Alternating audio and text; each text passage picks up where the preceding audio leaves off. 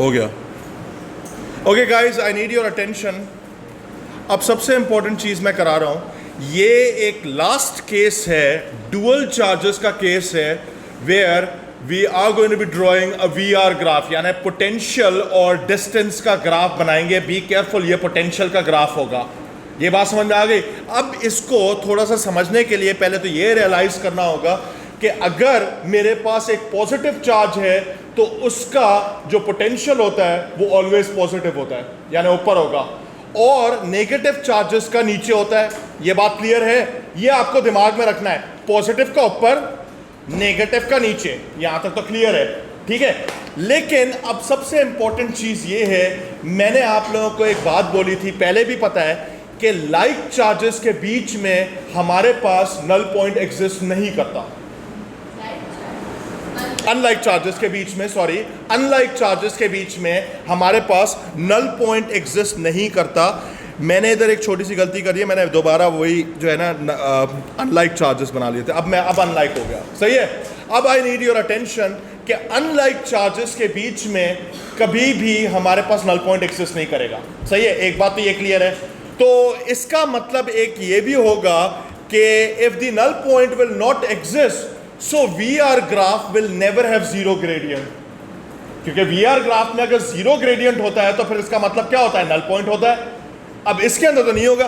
पिछले वाले केस में जरा इधर देखो, जब हमने कल वाला केस किया था तो we definitely had a null point where हमारे पास ग्रेडियंट इसका जीरो था, लेकिन इस ग्राफ के अंदर जो होगा कभी भी जीरो नहीं करेगा। ये पहले एक चीज हमने समझ ली कि हमारे पास जीरो ग्रेडियंट नहीं हो सकता कहीं पे भी, ये बात भी है।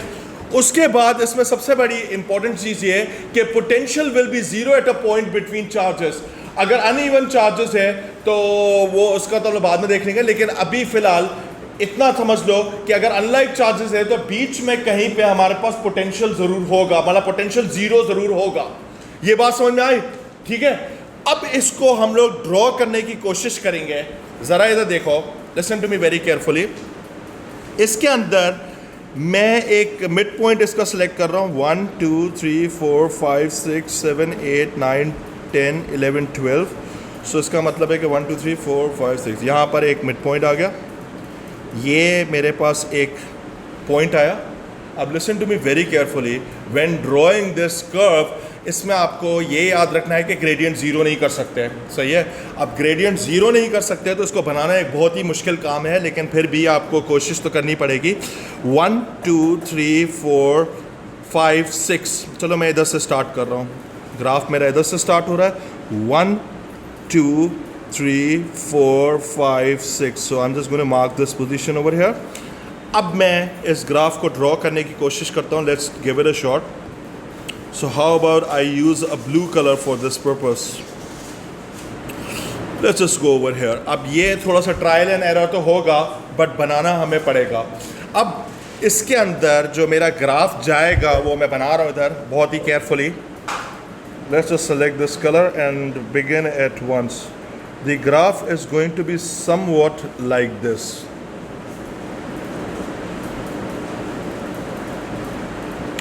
ये मेरा पहले ही अटेम्प्ट में बहुत अच्छा बन गया है। अब आप इसमें देख सकते हो कहीं पे ग्रेडियंट ज़ीरो है? नहीं, ग्रेडियंट तो कहीं पे भी ज़ीरो नहीं है। इवन एट दिस पॉइंट जो मिडिल में आ रहा है वहाँ पे भी ज़ीरो नहीं है।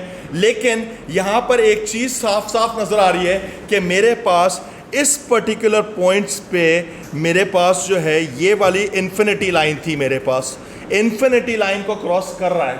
तो इसका मतलब है कि मेरे पास यहाँ पर potential will be zero, potential will be zero। ये बात समझ में आई? Can you see this graph?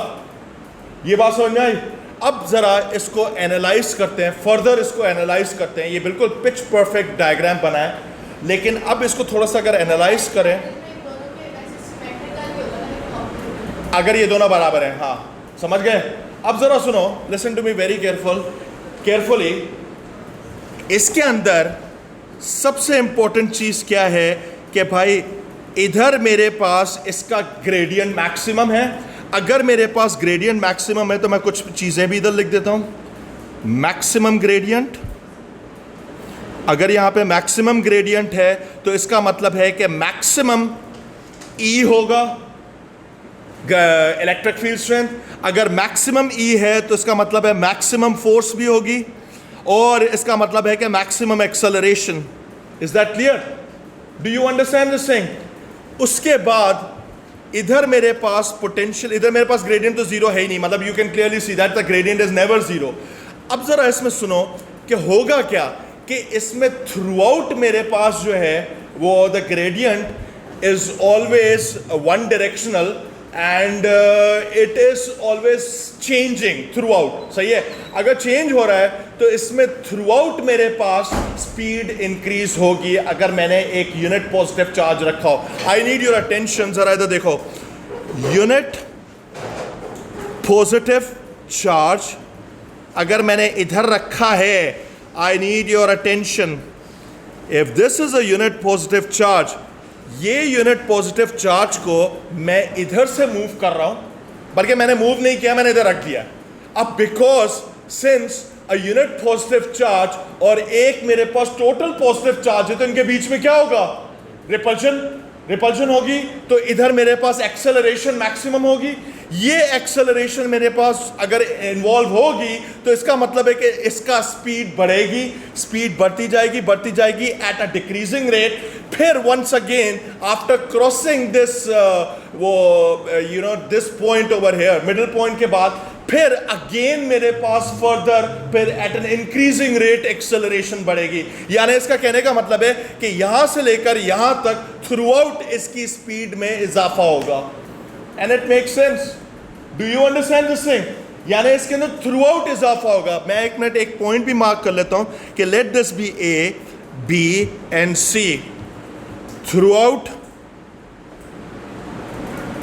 A, B, C, speed of a particle of a unit positive charge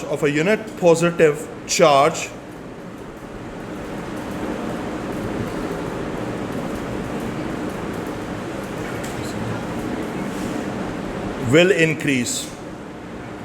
दोबारा मैं इधर आकर समझा रहा हूं। देखो अब ऐसा कहने का मतलब क्या है, इधर देखो। सपोज करो ये मेरे पास पॉजिटिव चार्ज है और वो मेरे पास क्या है? Negative charge.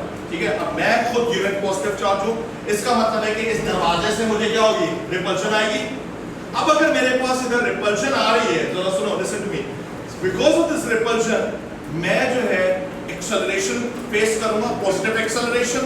इसका मतलब है कि मेरी स्पीड बढ़ेगी लेकिन एट अ डिक्रीजिंग रेट। शुरू में डिक्रीजिंग रेट स्पीड बढ़ी, अब आप इधर पहुंच गए, मिडिल पॉइंट पे पहुंच गए।